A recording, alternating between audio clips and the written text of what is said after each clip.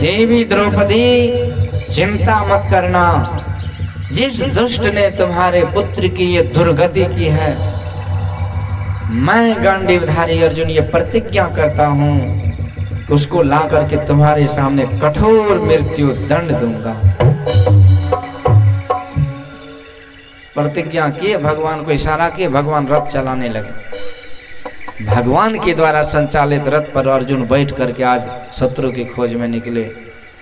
जाते जाते व्यास भगवान के आश्रम के समीप जब इन्होंने ललकारा तो अश्वत्थामा बाहर आया। भयंकर युद्ध हुई और बाद में ब्रह्मास्त्र का प्रयोग हुआ। भगवान अर्जुन के साथ थे, अर्जुन की जीत हुई और उन्होंने अश्वत्थामा को पकड़ के रथ में घसीटते हुए ले आए, द्रौपदी के सामने पटक दी। द्रौपदी, यही तुम्हारे 5 पुत्रों का हत्यारा है, बोलो इसे क्या सजा दिया जाए। पर ये माता बहन जो होती है ना, इसको कोई नहीं जान सकता ये क्या है। त्रिया चरित्रम पुरुषस्य भाग्यम देवो न जानाति कुतो मनुष्य। कब ये रोने लगे, कब हंसने लगे, कब ये अबला बन जाए, कब काली बन जाए, कहना मुश्किल है। इसका कई रूप होते हैं नारी के। नारी के शास्त्रों में 5 रूप बताए गए हैं। एक तो देवी माँ का रूप होता है, जिसकी पूजा हम लोग करते हैं। अभी आने वाला है ना वो चैती दुर्गा, 9 रूप में उसकी पूजा करते हैं, लेकिन है एक ही देवी माँ। दूसरा रूप अपनी माँ का होता है। नारी जब माँ के रूप में आती है तो केवल ममता बरसाती है। लाख दोष दुर्गुण पुत्र में हो, लाख अपराधी हो, फिर भी वो क्षमा ही करती रह जाती है। इसलिए भगवान शंकराचार्य कहते हैं कुपुत्रो जायेत क्वचिदपि कुमाता न भवति। पुत्र कुपुत्र हो जाए लेकिन माता कुमाता नहीं होती। ये है माँ की ममता। तो ये माँ के रूप में दूसरा। तीसरा है बेटी के रूप में। जब बेटी के रूप में आती है तो 2 घर को सजाती रहती है। जब तक पिता के घर में रहती है तो भाई, पिता, माता सबको खिला पिला करके, सेवा टहल करके खुश रखती है। और जब ससुराल को जाती है तो फिर दूसरे घर को सजाते सजाते जीवन भर सजाती रहती है। ये बेटी का। चौथा रूप है बहन का। बहन के रूप में आती है, ये भी गजब का है। और 5वां रूप है पत्नी का। पत्नी के रूप में आती है तो पति को परमेश्वर मानकर उसकी सेवा करती है और पूरे घर को संभालती है मालकिन की तरह। ऐसी सेवा करती है कि सब उसको, सबको अधीन में करके रखती है। तो इस तरह से कई रूप हैं। तो यहाँ पर आज जो कुंती ये द्रौपदी महारानी है ना, ये माँ के रूप में है। तो माँ के रूप में है तो सब जगह से ममता झलक रही है। 5 पुत्र को मारने वाला जो अश्वत्थामा है उस पर भी ये ममता बरसा रही है। कहती अर्जुन इसे छोड़ दो। मारोदी दस्य जननी गौतमी पति देवता यथा हम मृतवत्सारता रोदुम्याश्रुमुखी मोह। अरे अर्जुन, जानते हो कि मेरे पुत्र मारे गए, मेरे पति जीवित हैं, लेकिन वो कृपी इस अश्वत्थामा की मां, उसका पति अश्वत्थामा तो युद्ध में मर गया। अब उस बेचारी का एक सहारा यही बेटा अश्वत्थामा है, और यदि तूने इसे भी मार दिया तो बेचारी उसकी मां कैसे रहेगी? उसका क्या दोष है? अब विचार कीजिए, मां के रूप में है ये द्रौपदी। यही द्रौपदी महारानी काली बन गई थी। कब? जब भरी सभा में दुशासन ने केस पकड़ करके घसीट करके दरबार में लाया और उसके चीर को हरण करने लगा।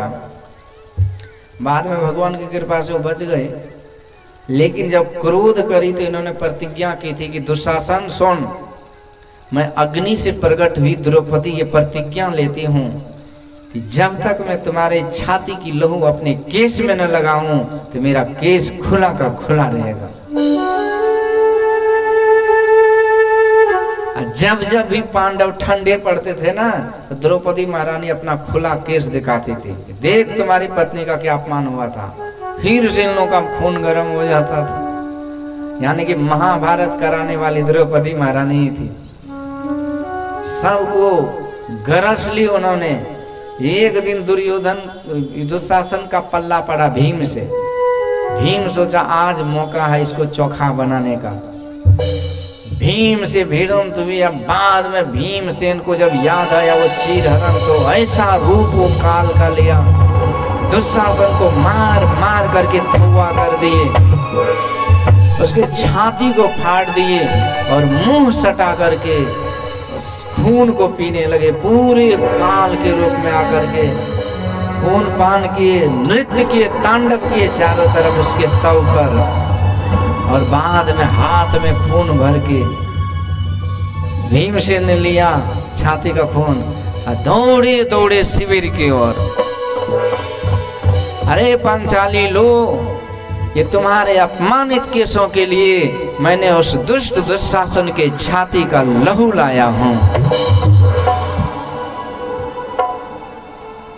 तब द्रौपदी महारानी ने उस लहू को लेकर के केस में लगाई, तब उसका कलेजा ठंडा हुआ। ऐसा खतरनाक थी वो। शास्त्र पुराण कहता है कि नारी शक्ति की पूजा करनी चाहिए। नारी को गाली तो देना दूर बात, कटु वचन भी नहीं बोलनी चाहिए, मारना तो दूर की बात रही।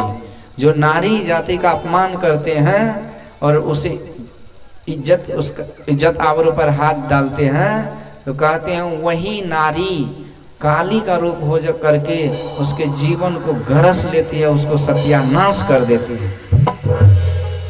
यस्य नार्यस्य पूज्यन्ते तत्र रमन्ति देवता।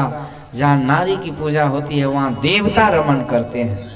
और इसीलिए साल में 2 बार हम लोग देवी पूजा करते हैं 9 रूपों में। तो नारी को हम लोग देवी मानते हैं। इसलिए नाम में देखिए जो शादीशुदा महिला है ना, उसके शुरू में श्रीमती और बाद में देवी लिखते हैं। लेकिन अंग्रेजी मीडियम में पढ़ते पढ़ते देवा देवी सब बाहर हो गया, मिस्टर मैडम। तो देवी लिखाइएगा, देवी के तरह व्यवहार कीजिएगा तब ना आपकी पूजा होगी। आप यदि हीरोइन के तरह रहिएगा, मॉडलिंग कीजिएगा तो कौन देवी मानेंगे। तो यदि आपको देवी माना जाता है तो आपको देवी के स्वरूप में भी, व्यवहार में भी होना चाहिए। हमारी संस्कृति मॉडलिंग वाली नहीं है। माँ सबरी कहीं से भी सुंदरी नहीं थी, भगवान ने उसे विश्व सुंदरी बनाया। कह रघुपति सुनो भामिनी बाता, मानव एक भगति करनाता। मानव एक भगति करनाता। जाति पाति कुल धर्म बढ़ाई, धन बल परिजन गुण चतुराई। भक्तिहीन नर शोभई कैसे, बिनु जल बारिद देखिए जैसे। बिनु जल बारिद देखिए जैसे। ये दोनों हाथ से होता है, दोनों तरफ से होता है। तो इसलिए हम लोगों को जिस देश में, जिस संस्कृति में जन्म लिए हैं, उस संस्कृति को समझना चाहिए कि हम लोग अपने स्वरूप में रहें तो दुनिया में हमसे बड़ा कोई नहीं। स्वामी विवेकानंद जी महाराज से एक अंग्रेजी ने पूछा, in India the Indian womens are feeling shyness, what is the reason they don't shake hand with the other people. Swami Vivekananda से पूछा कि भारतीय औरत जो है दूसरों से हाथ क्यों नहीं मिलाती है, घूंघट में क्यों रहती है। स्वामी विवेकानंद कहते हैं कि तुम्हारी जो क्वीन विक्टोरिया महारानी है वो दूसरों से हाथ मिलाती है। बोला नहीं, सबकी योग्यता नहीं है उससे हाथ मिलाने के, तो क्यों मिलाएंगे। तो स्वामी विवेकानंद कहते जैसे तुम्हारी विक्टोरिया रानी किसी से हाथ नहीं मिलाती क्योंकि किसी को योग्यता नहीं उससे हाथ मिलाने की, इसी तरह भारतीय नारी में दुनिया में किसी पुरुष को वो योग्यता नहीं कि भारतीय नारी से हाथ मिला ले। उससे बड़ी गुणवती और योगिनी तपस्विनी कोई है ही नहीं। तो इसीलिए भारत में जन्म लेते हैं, भारतीय संस्कृति को पकड़े रहेंगे, सभ्यता को, तो नारी का, भारतीय नारी का एक अलग ही पहचान है दुनिया में।